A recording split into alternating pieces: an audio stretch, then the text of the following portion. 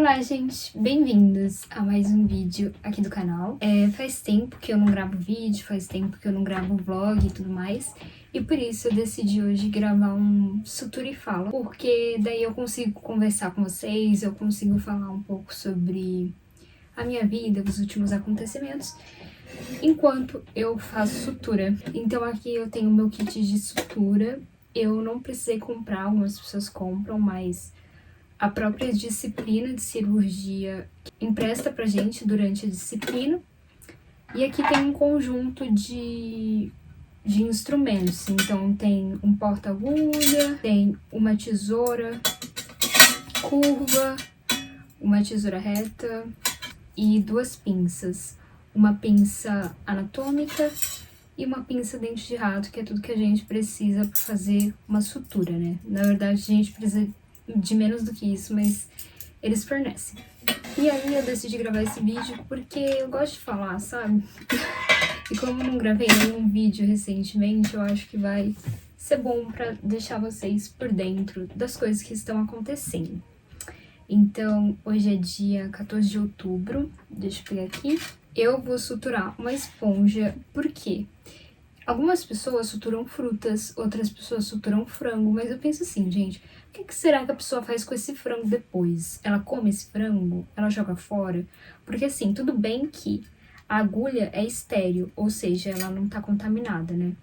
Só que eu acho muito esquisito, tipo, suturar um alimento que eu vou comer depois. Eu acho que a gente chegou no momento do ano em que nós paramos pra ver se alguma coisa das nossas resoluções foi realizado ou não. Eu não sei se vocês têm esse pressentimento, mas quando a gente é adolescente, tudo que a gente mais quer no mundo é fazer 18 anos. E quando eu era adolescente, eu também queria fazer 18 anos, porque a pessoa sempre associa 18 com maioridade, com independência. Só que eu tava pensando, nossa, crescer é muito difícil. Não somente nas questões mentais, não somente nos relacionamentos que você tem, nas responsabilidades que você tem, mas também eu acho que hoje crescer é, assim, quase impossível, assim, tornar-se independente aos 18 anos. Porque se nós pararmos pra pensar, você precisa de emprego, aí você quer sair da casa dos seus pais, você vai alugar um apartamento, uma casa.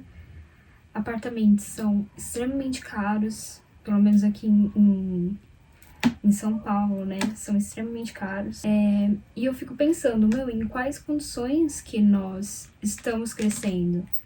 Quer dizer, as pessoas da minha geração. A maioria das pessoas que eu conheço, elas moram sozinhas, mas quem paga o aluguel são os pais.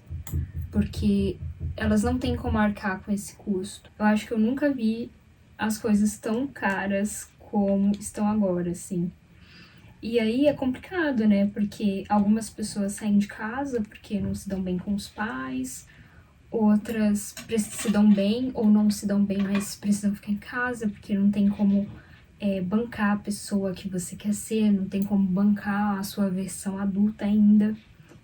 E nossa, eu acho isso, assim, bizarro, o preço das coisas. Ai, gente, muito difícil ser adulto. Pior, você que tem que correr atrás de tudo, né? Seus pais não vão fazer as coisas por você. Não vão marcar sua consulta, que você precisa ir, tá postergando. E também eu acho que uma das partes mais difíceis é a desilusão. Por exemplo, conforme eu fui envelhecendo, eu percebi o peso que as diferenças sociais têm nas conquistas das pessoas. Eu percebi que às vezes não importa o quanto você se dedique, as diferenças sociais elas vão existir, entendeu? E pra você que vive uma condição de vulnerabilidade, sempre vai ser mais difícil. E as pessoas não vão ser legais com você só porque você tá em uma situação vulnerável, elas não estão nem aí. Eu lembro que antes de entrar na faculdade, eu fui em vários cursinhos grandes aqui de São Paulo, né? Aqueles cursinhos que aprovam muitas pessoas. E eu já tinha sido aprovada em uma universidade, não pra medicina, obviamente. E aí eu lembro que eu fiz a prova de bolsa e a mensalidade ficou muito cara, assim. Pra mim, pra minha realidade, era muito cara. E aí eu usei o resultado da prova de bolsa, mais o fato de eu ter conseguido vaga em uma universidade pública, para tentar fazer com que eles aumentassem a minha bolsa, porque eu não teria como pagar. E até hoje eu lembro que a única coisa que eles me falaram foi: a gente não pode fazer nada, porque se a gente te der uma bolsa, a gente vai ter que dar bolsa para todo mundo também. E, ai, não sei, eu fiquei tão chateada e, obviamente, eu não consegui fazer aquele cursinho. Você é adulto, você tem que correr atrás do seu, sempre. Outra coisa também que eu queria conversar com vocês é sobre residência. A pergunta de residência é o novo como você foi no Enem. Sabe, a gente tá em outubro, novembro, um monte de gente vai fazer prova. E aí você fica o ano inteiro estudando pra prova, e quando sai da prova alguém pergunta: e aí, como que você foi na prova? Você quer falar de tudo, menos da prova, mas as pessoas insistem. Quando eu falo cursos que eu falo, todo mundo pergunta: e aí, você já tem ideia de qual residência você vai fazer e tudo mais? E sim, eu tenho ideia. Uma coisa que eu sei é que, já falei aqui, eu não gosto de cirurgia. Ai, gente, eu acho muito chato. Muitas pessoas da minha sala são apaixonadas por cirurgia, veem isso como o objetivo da vida, assim. Isso também faz parte do crescimento. Você crescer e perceber que você não pode tudo. Então, por exemplo, você como cirurgião, você trabalha muito. Geralmente a residência tem uma duração maior, se você não fizer só cirurgia geral, se você quiser algo mais específico. Por exemplo, neurocirurgia são 5 anos de residência. Eu acho muita coisa. Eu acho um trabalho muito esgotante, muito estressante. E aí eu percebi que é isso, conforme você vai crescendo, você precisa aprender a fazer escolhas inteligentes. Então, por exemplo, eu sou uma pessoa que eu não trabalho bem sob pressão. Eu não gosto de fazer as coisas correndo. Eu não gosto de ficar muitas horas em pé, por exemplo. Então, eu já vou descartando algumas opções com base nessas minhas preferências. Eu imagino que muitas pessoas também estão com essa ideia, porque eu consigo perceber que tá ocorrendo uma mudança grande nesse cenário, assim, não apenas na medicina, mas em diversas áreas de estudo e tudo mais, porque as pessoas não querem simplesmente se matar de trabalhar. Eu acho que aqui no Brasil a gente tem sim uma cultura meio workaholic, justamente porque o salário mínimo é bem baixo, o custo de vida é alto no Brasil, as coisas são caras. E daí a gente, desde sempre, é acostumado a trabalhar igual um louco, né? Tipo, com 16 anos, você vai lá pro Jovem Aprendiz. Assim, eu já me dediquei muito. Eu abdico de muitas coisas na minha vida pra estudar o que eu estudo, né? Porque tem um preço, nada é fácil. E eu me comprometi a pagar o preço, que é fazer um curso integral, né? Que tem as suas vantagens e, obviamente, as suas desvantagens. E eu não quero ter momentos estressantes de residência, sabe? Então, eu quero ir pra área clínica. Às vezes a gente escolhe uma profissão porque, gosta de determinada disciplina, ou porque aquela profissão é bem reconhecida, ou porque sei lá o quê. Mas, na verdade, a gente tem que escolher a profissão com base no tipo de estilo de vida que nós queremos ter. E entender que, assim, não dá pra gente ter tudo também, né? Nem tudo que existe no mundo é pra gente, sabe? Nós precisamos ser racionais na hora de escolhermos o que realmente queremos pra nossa vida, porque são coisas que demandam tempo, demandam esforço, demandam dinheiro, muitas vezes. Enfim, mas eu também não sei onde eu vou fazer, porque, assim, muitas pessoas não sabem, mas residência, você vai fazer a prova pro hospital que você quer entrar. Então, por exemplo, eu quero entrar no servidor público, no IANSP, aqui em São Paulo, aí eu vou fazer a prova do IANSP. Não, eu quero entrar na USP, eu vou fazer a prova da USP. São provas diferentes. Você não faz, tipo, o Enem, uma prova, e essa prova com a sua nota você entra nos hospitais. Cada hospital tem, cada instituição, né, tem a sua própria prova. Eu queria falar com vocês sobre os livros que eu li recentemente. Se você não sabe, eu tenho uma conta lá no Instagram, que é vinculada ao canal. E nessa conta eu mostro eu posto vlog do dia a dia, eu posto recomendação de livro e tudo mais. E o último livro que eu li foi Rebecca, de Daphne du Maurier. Muito tranquilo de ler, eu li em 2 dias, tem sei lá, 200 e poucas páginas, eu acho. E é muito tranquilo, é uma história que você não precisa pensar muito, sabe? Aquela história que você precisa ficar voltando pra ver se você perdeu algum detalhe ou algo do tipo. Então é um livro bem tranquilo de ler. Agora eu tô lendo a música ou a canção de Aquiles, então eu não tenho muita coisa pra falar sobre esse livro ainda. Eu comecei O Poder dos Hábitos, mas também não terminei. Depois que eu entrei na faculdade, eu comecei a ler menos, porque daí você tem que estudar pras provas e tudo mais, você não tem tanto tempo pra ler assim. Enfim, teve um livro que eu li recentemente que me impactou muito, que foi A Redoma de Vidro, de Silva Plath. É um livro, assim, eu acho que talvez seja um dos livros mais pesados que eu já li, porque conta a história de uma adolescente, uma jovem. E aí ela precisa... Basicamente, ela começa a passar por problemas relacionados à saúde mental dela. E ela luta contra si mesma pelo desejo de não estar mais aqui. E é um livro muito... Eu diria que é um livro muito cru, assim. Não é qualquer pessoa que pode ler, sabe? Por exemplo, eu li esse livro em um momento que eu não estava bem e eu fiquei pior do que eu estava, né? É um livro em primeira pessoa. Então, a maneira como a personagem relata os sentimentos é muito palpável, assim. Assim, o livro é lindo, mas se você não estiver bem, não leia. Aí eu não consegui dormir porque eu fiquei pensando nesse livro. Porque é tudo tão real, as coisas que estão ali. Felizmente, lá na faculdade, é uma coisa que eu não falei ainda, mas a gente tem acesso a atendimento psiquiátrico. Desde o primeiro ano a gente já tem isso, porque os professores sabem que não é fácil, né? Por ser algo em período integral, é algo que demanda muito da gente. Algumas pessoas já têm uma saúde mental já mais fragilizada e tudo mais. É só você entrar em contato, falar que você tem interesse, que você precisa. E aí você vai fazer uma triagem com um psicólogo. Esse psicólogo vai te encaminhar para um psiquiatra. Muitos amigos meus, gente, eu acho que a maioria dos meus amigos fazem esse acompanhamento psiquiátrico lá da faculdade, sério. Porque a maioria precisa, né? Eu já passei por atendimento particular, eu fiz 2 anos de psicanálise. Mudou minha vida. Eu recomendo sempre, eu acho que todo mundo tem que fazer terapia. Terapia não basta, né? Porque é um serviço custoso, não é todo mundo que consegue fazer, obviamente.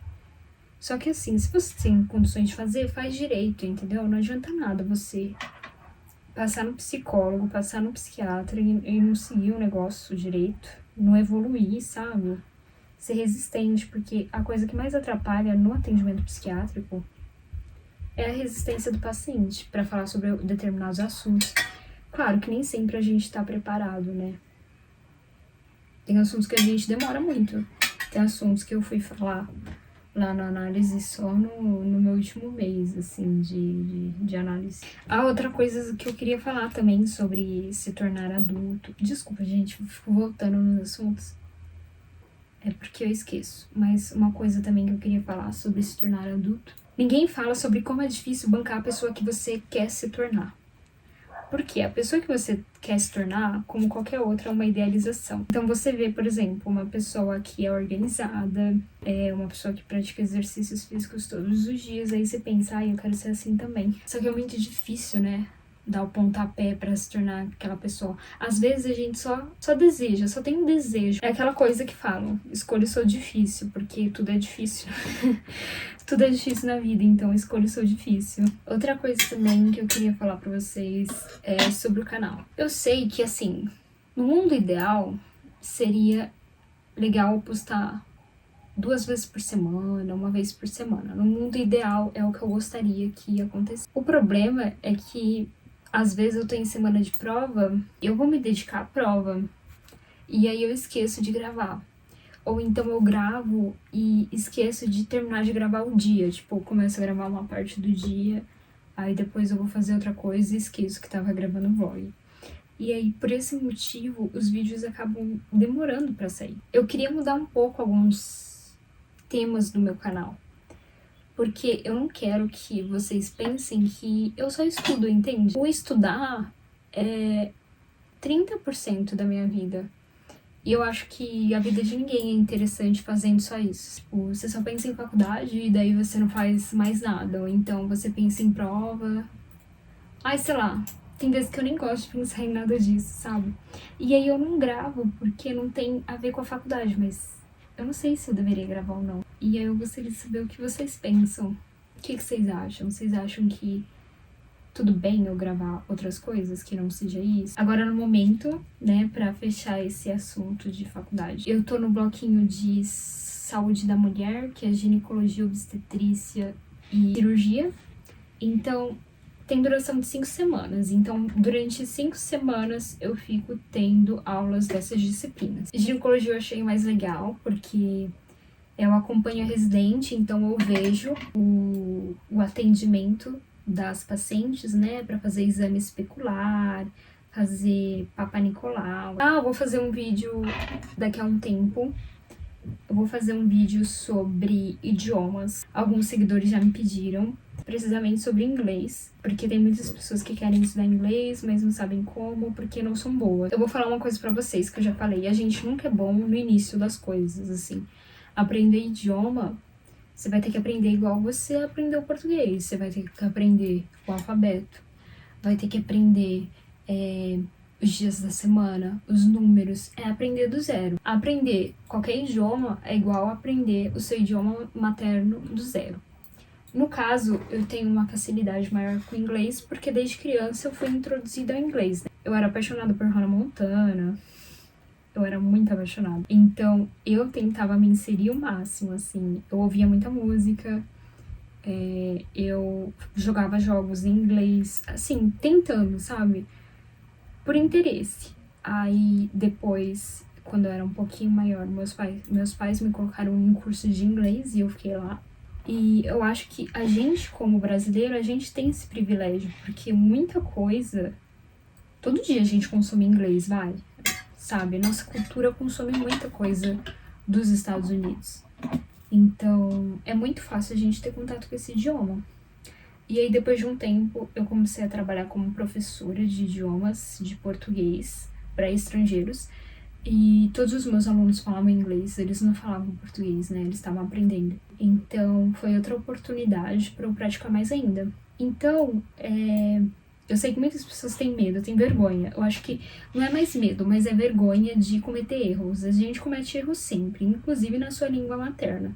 Tem várias vezes que eu falo português errado, assim, eu vou conjugar as coisas, eu conjugo tudo errado. Só que, se você tiver vergonha, você não vai evoluir naquele idioma.